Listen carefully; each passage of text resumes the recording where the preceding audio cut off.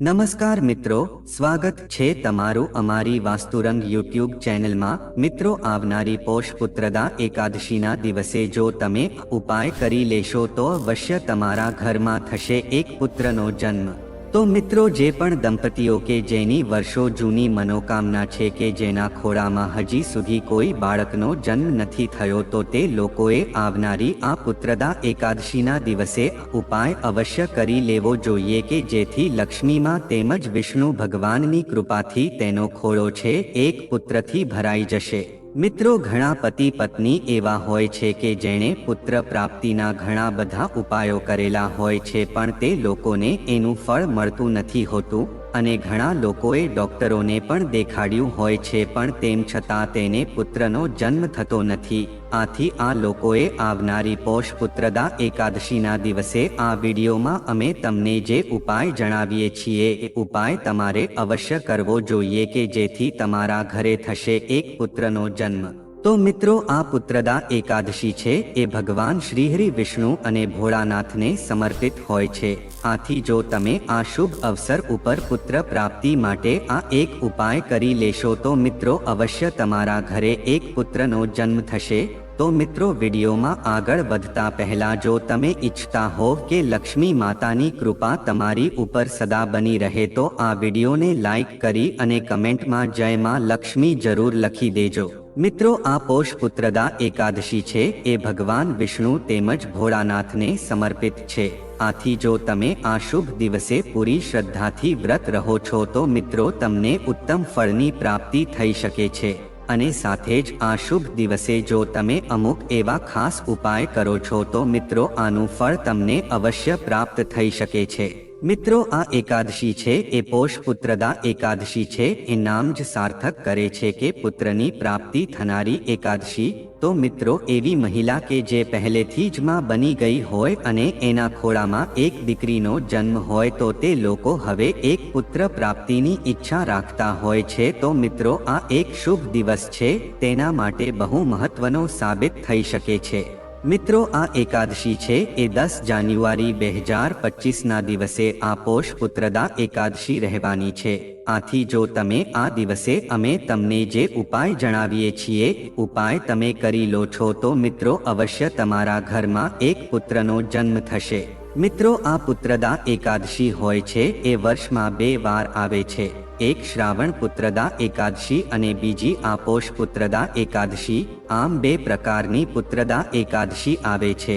આ રીતે આ બંને એકાદશીનું બહુ વિશેષ મહત્વ રહ્યું છે। મિત્રો, પુત્ર પ્રાપ્તિ માટે આ જે દિવસ હોય છે એક વરદાન રૂપ સાબિત થાય છે। તો મિત્રો, આવા સમયમાં જો તમારા લગ્નના 2-3 વર્ષ વીતી ગયા છે તેમજ 7-8 વર્ષ અથવા એના કરતાં પણ વધારે વર્ષો વીતી ગયા હોય પણ તેમ છતાં જો તમે સંતાન સુખથી હજી પણ વંચિત હોવ તો મિત્રો આવનારી પોષ પુત્રદા એકાદશીના દિવસે આ ઉપાય તમે અવશ્ય કરી લેજો કે જેથી તમારી મનોકામના છે એ નિશ્ચિત રૂપથી પૂરી થશે અને તમારા ઘરમાં પણ બાળકનો ખિલખિલાટ શરૂ થઈ જશે। જે માતાનો ખોળો એક બાળક વિના સૂનો હશે તેના ઘરે પણ એક પુત્રનો જન્મ થશે। તો મિત્રો, હવે આપણે આ પોષ પુત્રદા એકાદશીની તિથિની શરૂઆત વિશે જાણીએ। તો મિત્રો, આ પોષ પુત્રદા એકાદશીની શરૂઆત છે એ 9 જાન્યુઆરીના દિવસે બપોરે 12:22 શરૂ થઈ જશે અને આ એકાદશીની સમાપ્તિ જે છે એ 10 જાન્યુઆરી સવારના 10:22 પૂરી થશે। તો મિત્રો, તમારે જે ઉપાય કરવાનો છે એ 10 જાન્યુઆરીના દિવસે સવારે આ ઉપાય કરવાનો છે। મિત્રો, આ પોષ પુત્રદા એકાદશી છે એ સૌથી શ્રેષ્ઠ માનવામાં આવે છે। ખાસ કરીને જે પણ નિઃસંતાન દંપતી જે હોય છે તેને આ એકાદશીના દિવસે આ ઉપાય જરૂર કરવો જોઈએ કારણ કે આ 10 જાન્યુઆરીનો દિવસ છે આ પુત્ર એકાદશીનો બહુ ખાસ દિવસ છે। તો મિત્રો, આ ઉપાય તમારે કઈ રીતે કરવાનો છે અને આ ઉપાય કરતી વખતે તમારે કઈ વસ્તુનું ધ્યાન રાખવાનું છે તો એ બધી જ વસ્તુ વિશે આપણે આ વિડીયોમાં જાણીશું। તો મિત્રો, આ વિડીયોને આખો જોવા વિનંતી। તો મિત્રો, આ ઉપાય વિશે આગળ વધતા પહેલા જો હજી સુધી તમે આ વિડીયો લાઈક ન કર્યો હોય તો આ વિડીયોને એક લાઈક કરી અને આ ચેનલને પણ સબસ્ક્રાઇબ કરી દેજો અને કોમેન્ટમાં પણ જય માં લક્ષ્મી જરૂર લખી દેજો કે જેથી કરીને તમારી સર્વ મનોકામના છે એ પણ પૂર્ણ થઈ શકે. મિત્રો, આ પોષ પુત્રદા એકાદશી છે એટલે કે તે આ પોષ મહિનાની શુક્લ પક્ષની એકાદશી હોય છે અને આ એકાદશી એક શ્રેષ્ઠ અને ખાસ એકાદશી માનવામાં આવે છે. તો મિત્રો, જે પણ નિઃસંતાન દંપતી જે છે તે લોકોએ મળીને આ ઉપાય કરવો જોઈએ. મિત્રો, પતિ પત્ની આ ઉપાય જો મળીને આ ઉપાય સાથે કરે છે તો તેને ઉપાયનું ફળ જલ્દી જ પ્રાપ્ત થઈ શકે છે. કારણ કે મિત્રો, સંતાન પ્રાપ્તિના જે યોગ બને છે આ પતિ પત્નીના ભાગ્યને અનુલક્ષીને બને છે. આથી તે બંનેએ સાથે આ ઉપાય કરવો જોઈએ અને જ્યારે પણ આ ઉપાય કરો ત્યારે પૂરી શ્રદ્ધાથી આ ઉપાય કરવો જોઈએ. તો મિત્રો, આ ઉપાય કરવા માટે તમારે 10 જાન્યુઆરી પોષ પુત્રદા એકાદશીના દિવસે સવારે વહેલા ઉઠી જવાનું છે. પછી સ્નાન વગેરે જેવા કાર્યો કરીને પછી મિત્રો તમારે સ્વચ્છ વસ્ત્રો પહેરી લેવાના છે. તેની સાથે જ મિત્રો, આ એકાદશીનો દિવસ છે તો જો તમે આ દિવસે પીળા વસ્ત્રો ધારણ કરો છો તો તે સૌથી વધુ શુભ અને મંગલકારી માનવામાં આવે છે. તો મિત્રો, સૌ પ્રથમ તમારે આ દિવસે સૂર્યનારાયણ દેવને અર્ઘ્ય જરૂર આપવું જોઈએ. કારણ કે મિત્રો, આ પોષ મહિનો જે હોય છે એ સૂર્યદેવની ઉપાસના માટે સર્વશ્રેષ્ઠ મહિનો માનવામાં આવે છે. આથી સૌપ્રથમ સૂર્યદેવને અર્ઘ્ય જરૂર આપજો. આનાથી મિત્રો તમારી ઉપર જે પણ દોષ હોય છે એનાથી તમને મુક્તિ મળી શકે છે. સાથે જ સૂર્યગ્રહ મજબૂત થાય છે અને આ વસ્તુ સંતાન પ્રાપ્તિ માટે સૌથી વધુ ઉત્તમ માનવામાં આવે છે. આથી મિત્રો, તમે સૂર્યદેવને આ દિવસે અર્ઘ્ય જરૂર અર્પણ કરજો. સૂર્યદેવને અર્ઘ્ય તો મિત્રો રોજ અર્પણ કરવું જોઈએ, પણ જો તમે રોજ ન કરી શકો તો મિત્રો શુભ અવસર હોય છે એટલે કે અમાવસ્યા પૂર્ણિમાના દિવસોમાં તમારે સૂર્યદેવને જળ તેમજ અર્ઘ્ય જરૂર અર્પણ કરવું જોઈએ. તો મિત્રો, સૂર્યદેવને અર્ઘ્ય આપીને પછી જો તમે વ્રત રાખ્યું હોય તો મિત્રો તમારે સૌપ્રથમ વિષ્ણુ ભગવાન તેમજ લક્ષ્મી માતા અથવા તો શ્રી કૃષ્ણ ભગવાનની મૂર્તિ અથવા તો ફોટો હોય તો તે ફોટાની સામે તમારે બેસીને વ્રતનો સંકલ્પ લેવાનો છે. અને જો તમે આ દિવસે આ ઉપાય કરો છો તો ભગવાનની સામે તમારે આ ઉપાય પણ જણાવવાનો છે અને સાથે જ મનમાં પોતાની મનોકામનાનું સ્મરણ કરવાનું છે અને ભગવાન વિષ્ણુને પ્રાર્થના કરવાની છે કે આજે આ શુભ અવસર ઉપર હું મારા પુત્રની પ્રાપ્તિ માટે આ ઉપાય પૂરી શ્રદ્ધાથી કરું છું, તો આનું ફળ મને અવશ્ય આપજો. અને સાથે જ વ્રત રહેવાનો સંકલ્પ લેવાનો છે. અને જો તમે વ્રત રહેતા નથી તો તમારે આ ઉપાય માત્ર કરવાનો છે. તો મિત્રો, આ ઉપાય કરવા માટે સૌપ્રથમ તમારા ઘરના મંદિરમાં એક શ્રી હરિ વિષ્ણુ ભગવાનની મૂર્તિ અથવા તો ફોટો તેમજ શ્રી કૃષ્ણ ભગવાનની બાળ સ્વરૂપની મૂર્તિ અથવા તો ફોટો જરૂર હોવો જોઈએ. તેની સાથે જ મિત્રો, તમે જ્યારે પણ આ ઉપાય કરો છો તો મિત્રો તમારે પૂર્વ દિશા બાજુ બેસી જવું જોઈએ અને પૂર્વ દિશામાં એક પાટલો મૂકીને તેની ઉપર એક પીળું વસ્ત્ર પાથરી દેવાનું છે અને શ્રી કૃષ્ણ ભગવાનનો ફોટો અથવા તો મૂર્તિ અથવા તો બાળ સ્વરૂપની જે મૂર્તિ હોય તેને આ પાટલા ઉપર પીળા વસ્ત્રની ઉપર તમારે બિરાજિત કરવાની છે. તેમજ જો તમે વિષ્ણુ ભગવાનનો ફોટો મૂકો છો તો પણ ચાલે છે.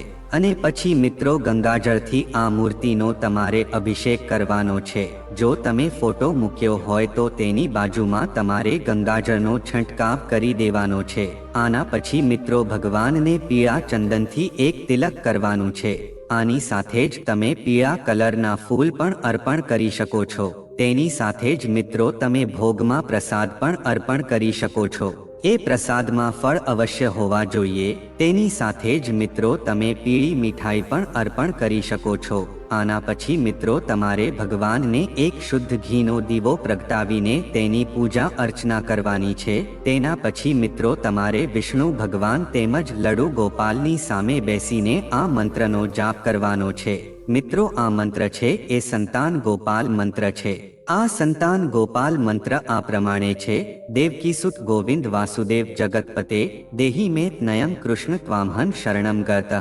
તો મિત્રો આ મંત્રનો જાપ તમારે તુલસીની માળાથી 5 વાર જાપ કરવાનો છે.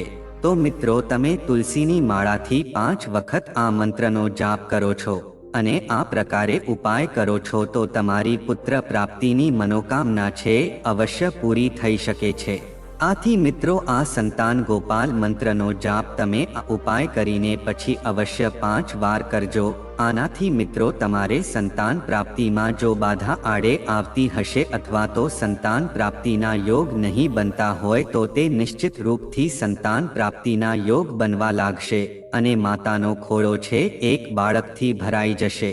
અને જો મિત્રો ઘણી સ્ત્રીઓ એવી હોય છે કે જે ગર્ભવતી તો બની શકે છે પણ તેના પેટમાં ગર્ભ રહી શકતું ન હોય તો મિત્રો તે લોકોએ આ મંત્રનો જાપ કરવો જોઈએ. આ મંત્ર આ પ્રમાણે છે: ઓમ કૃષ્ણાય નમઃ. તે લોકોએ આ મંત્રનો જાપ 108 વાર કરવો જોઈએ તો તેને અવશ્ય પુત્રની પ્રાપ્તિ થઈ શકે છે. તેની સાથે જ મિત્રો આ પોષ પુત્રદા એકાદશી છે એ દિવસે તમારે મિત્રો વિષ્ણુ ભગવાનને આ તુલસીના પાન અવશ્ય અર્પણ કરવા જોઈએ. મિત્રો તુલસીના પાન તમે શ્રી હરિ વિષ્ણુ ભગવાનને અર્પણ કરો છો તો તેની અધિક કૃપા તમારી ઉપર રહેશે અને તેનો આશીર્વાદ તમને પ્રાપ્ત થશે. તો મિત્રો આ હતો સૌથી પહેલો ઉપાય કે જેને તમે ઘરમાં રહીને પણ અવશ્ય ઉપાય કરી શકો છો. તો મિત્રો હવે આપણે બીજા ઉપાય વિશે વાત કરીએ. આ ઉપાય પણ બહુ ખાસ માનવામાં આવ્યો છે. તો મિત્રો આ ઉપાય કરવા માટે તમારે સૌપ્રથમ શિવ ભગવાનના મંદિરે જવું પડશે. તો મિત્રો આવનારી પોષ પુત્રદા એકાદશીના દિવસે તમારે ભગવાન શિવના મંદિરે એક નારિયેળ લઈને જવાનું છે. તેની સાથે જ મિત્રો તમારે એક લાલ કલરનું કપડું લેવાનું છે અથવા તો એક પીળા કલરનું કપડું લેવાનું છે. આ કપડું મિત્રો તમારે એટલું મોટું લેવાનું છે કે આ શ્રીફળ ઉપર 2-3 વાર વીંટી શકાય. પછી મિત્રો આ શ્રીફળને આ કપડામાં વીંટીને પછી મિત્રો શિવ ભગવાનના મંદિરે જઈને તમારે સૌપ્રથમ ઘીનો દીવો પ્રગટાવીને ભગવાનની પૂજા અર્ચના કરવાની છે. સાથે જ મિત્રો તમે શિવલિંગનો જળથી અભિષેક પણ કરી શકો છો. તેની સાથે જ મિત્રો તમે આ લાલ કપડામાં જે પણ શ્રીફળ મૂકેલ છે એને પોતાના હાથમાં લઈને શિવ ભગવાનની સામે પોતાની મનોકામના માટે પ્રાર્થના કરવાની છે કે હે ભોળાનાથ, મારું જે જીવન છે એક પુત્ર વિના અધૂરું છે. મારા જીવનમાં સંતાન સુખ નથી તો હું આ ઉપાય પૂરી શ્રદ્ધાથી એક સંતાન પ્રાપ્તિ માટે કરું છું. તો તમે મને એક પુત્ર અવશ્ય આપો. પછી મિત્રો આ રીતે પ્રાર્થના કરીને પછી આ શ્રીફળ તમારે એ શિવલિંગની બાજુમાં જ મૂકી દેવાનું છે. આના પછી મિત્રો તમે ભગવાન ભોળાનાથના કોઈ પણ મંત્રનો જાપ કરી શકો છો. તમે ઓમ નમઃ શિવાય મંત્રનો પણ જાપ કરી શકો છો અને શ્રી શિવાય નમસ્તુભ્યમ મંત્રનો પણ જાપ કરી શકો છો. આથી આ બંનેમાંથી કોઈ પણ મંત્રનો તમે 108 વાર જાપ જરૂર કરજો. તો મિત્રો જુઓ, પોષ પુત્રદા એકાદશીના દિવસે આ બેમાંથી કોઈ પણ એક ઉપાય તમે કરી લેશો તો મિત્રો તમારી પુત્ર પ્રાપ્તિની મનોકામના છે અવશ્ય પૂરી થઈ જશે. જ્યારે પણ તમે મિત્રો ઉપાય કરો છો ત્યારે મનમાં પૂરી શ્રદ્ધા રાખીને જો તમે ઉપાય કરશો તો તમારા ખોળામાં અવશ્ય એક પુત્ર જોવા મળશે. સૌપ્રથમ ઉપાય અમે તમને જણાવ્યો છે. ઉપાય તમે સવારના સમયમાં કરી શકો છો અને બીજો જે ઉપાય છે આ પુત્રદા એકાદશીના દિવસે તમે સંધ્યાકાળમાં ઉપાય કરી શકો છો કે જેથી તમારી સંતાન પ્રાપ્તિની મનોકામના છે અવશ્ય પૂર્ણ થઈ જશે. તો મિત્રો હવે આપણે સંતાનને લગતા વિશેષ ઉપાય વિશે પણ જાણીએ. જો ઘરમાં કોઈ વ્યક્તિ કે પુત્ર બીમાર હોય તો પૌષ પુત્રદા એકાદશીના દિવસે ભગવાન શ્રી હરિ વિષ્ણુ મંદિરમાં જઈને ઘઉં કે ચોખા ચઢાવજો. હવે આ ભોજન મંદિરમાં હાજર બ્રાહ્મણોને અથવા મંદિર પરિસરમાં હાજર લોકોને દાન કરજો. તેનાથી ઘરની સમસ્યાઓ દૂર થાય છે. તેમજ મિત્રો જો તમે કોઈ જૂની સમસ્યાથી પરેશાન છો અને તેનો ઉકેલ શોધી શકતા નથી તો એકાદશીના દિવસે સાંજે પીપળના વૃક્ષની પૂજા કરજો. તેનાથી વર્ષો જૂની સમસ્યામાંથી છુટકારો મળશે. આ ઉપરાંત જો તમે આર્થિક સમસ્યાઓથી પરેશાન છો તો એકાદશીના દિવસે તુલસીના છોડના મૂળમાં શુદ્ધ ઘીનો દીવો પ્રગટાવજો અને તુલસી માતાની આરતી કરજો. તેનાથી ઘરમાં સુખ, શાંતિ અને સમૃદ્ધિ આવે છે. તેમજ મિત્રો વિવાહિત યુગલોએ સંતાન પ્રાપ્તિ માટે પૌષ પુત્રદા એકાદશીના દિવસે ભગવાન કૃષ્ણની પૂજા કરવી જોઈએ. તેમને લાડુ ચઢાવજો. સાથે જ તુલસીવાળા પંચામૃતથી સ્નાન કરો. ભગવાન કૃષ્ણની પૂજા કર્યા પછી અને બાળક માટે પ્રાર્થના કરજો. અને આ પછી પુત્રદા એકાદશી વ્રત બાળકોના જીવનમાં સુખની કામના કરવા માટે રાખવામાં આવે છે. આ દિવસે લાડુ ગોપાલની પૂજા યોગ્ય રીતે કરવી જોઈએ. એવું કહેવાય છે કે આવું કરવાથી બાળકના જીવનની તમામ પરેશાનીઓમાંથી મુક્તિ મળે છે. આ સિવાય મિત્રો, પુત્રદા એકાદશીના દિવસે પીપળના ઝાડ નીચે દીવો પ્રગટાજો અને વિષ્ણુ સહસ્ત્રનામનો વિધિપૂર્વક પાઠ કરો અને તમારા બાળકની પ્રગતિ માટે પ્રાર્થના કરજો. કહેવાય છે કે આ ઉપાય કરવાથી બાળકના ભવિષ્યમાં કોઈ અડચણ આવતી નથી. તેમજ જો બાળક કોઈ બીમારીનો સામનો કરી રહ્યું હોય તો માતા કે પિતાએ પુત્રદા એકાદશીના દિવસે ભગવાન વિષ્ણુને ચોખા અથવા ઘઉં અર્પણ કરવા જોઈએ. આ પછી તેને ગરીબ લોકોને દાન કરવા જોઈએ. તેમજ બાળકની આર્થિક બાજુ મજબૂત કરવા માટે પુત્રદા એકાદશીના દિવસે સફેદ ગાયની પૂજા કરજો. આ પછી તેમને લાલ કપડામાં બાંધો અને બાળકને રાખવા માટે આપજો. મિત્રો, માન્યતા અનુસાર આ ઉપાય કરવાથી બાળકની આર્થિક બાજુ મજબૂત બને છે. તેમજ મિત્રો, પુત્રદા એકાદશીના દિવસે મંદિરમાં દૂધ અને ફળનું દાન કરવું જોઈએ. આમ કરવાથી બાળકને જૂની બીમારીમાંથી રાહત મળે છે. આ સિવાય મિત્રો, પૌષ પુત્રદા એકાદશી પર શ્રી હરિને પીળા ફૂલોથી શણગારજો. તેના કપાળ પર ચંદનનું તિલક લગાવજો. થોડી વાર ઘરના મંદિરમાં બેસીને ભગવાન વિષ્ણુનું ધ્યાન કરજો. આમ કરવાથી વ્યક્તિની દરેક મનોકામના પૂર્ણ થાય છે. આ ઉપરાંત પૌષ પુત્રદા એકાદશીના દિવસે સવારે તુલસીની પૂજા કરો અને તેની સેવા કરજો. સાંજે તુલસીની સામે ગાયના શુદ્ધ દેશી ઘીનો દીવો પ્રગટાવજો. આમ કરવાથી આર્થિક તંગીમાંથી મુક્તિ મળે છે અને દેવી લક્ષ્મીની વિશેષ કૃપા જળવાઈ રહે છે. તેમજ મિત્રો, પૌષ પુત્રદા એકાદશીના દિવસે ભગવાન વિષ્ણુ અને શ્રી કૃષ્ણના મંત્રોનો જાપ કરવાથી બાળકોનું સુખ પ્રાપ્ત થાય છે. તો મિત્રો, હવે આપણે આ પૌષ પુત્રદા એકાદશીની વ્રત કથા વિશે જાણીએ. પુત્રદા એકાદશીની કથા દ્વાપર યુગના મહિષ્મતી નામના રાજ્ય અને તેમના રાજા સાથે જોડાયેલી છે. પૌરાણિક કથાઓ અનુસાર મહિષ્મતી નામના રાજ્ય પર મહાજીત નામના એક રાજા રાજ કરતા હતા. આ રાજાની પાસે વૈભવનો કોઈ પાર નહોતો, પરંતુ તેમને કોઈ સંતાન નહોતું. શેર માટીની ખોટ હતી, જેના કારણે રાજા પરેશાન રહેતા હતા. રાજા પોતાની પ્રજાનું પણ પૂરતું ધ્યાન રાખતા હતા. સંતાન ન હોવાના કારણે રાજાને નિરાશા ઘેરવા લાગી. ત્યારે રાજાએ ઋષિ મુનિઓનું શરણ લીધું. રાજાને એકાદશી વ્રત વિશે જણાવવામાં આવ્યું હતું. રાજાએ વિધિસર એકાદશી વ્રત પૂર્ણ કર્યું અને નિયમથી વ્રતના પારણા કર્યા. થોડો સમય પસાર થયા બાદ રાણીએ ગર્ભ ધારણ કર્યો અને 9 મહિના બાદ એક સુંદર પુત્રને જન્મ આપ્યો. આથી આ પુત્ર ભવિષ્યમાં રાજાનો પુત્ર શ્રેષ્ઠ રાજા બન્યો. તો મિત્રો, જો આ માહિતી તમને ગમી હોય તો વિડીયોને લાઈક કરી અને ચેનલને સબસ્ક્રાઇબ પણ કરી દેજો, કે જેથી કરીને અમે રોજ વાસ્તુશાસ્ત્રને લગતા વિડીયો લાવતા રહીએ. તમારો દિવસ શુભ રહે. મિત્રો, ધન્યવાદ.